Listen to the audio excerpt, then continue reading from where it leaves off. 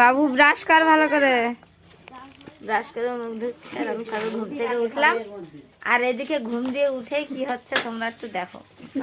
কোন মানুষে করে ঘুম দিয়ে উঠে মানে সে বাইরে এখনো কেউ ব্রাশ করেনি, আর মার হাল দেখো। আর একজন চা বানাচ্ছে। আমার কি খেয়াল লাগে সবাই, আমার ননদ আমার চা বানিয়ে দিচ্ছে। আমার শাশুড়ি দেখো সকালবেলা নাকি ফুচকা খাবে।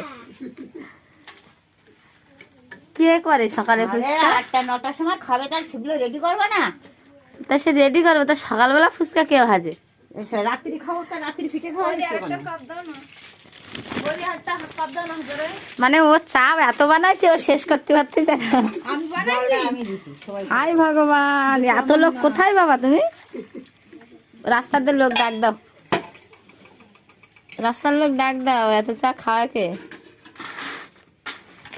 সকালবেলা এখন চার সঙ্গে ফুচকা হবে, তোমরা বুঝতে পারছো ব্যাপারটা কোথায় যাচ্ছে? না না, ফুচকা হবে, এই যে জলের সাথে ফুচকা হবে। সকালবেলা তেঁতুল জল দিয়ে ফুচকা খাওয়া হবে। সকালবেলা কেন? 9টা-10টার সময়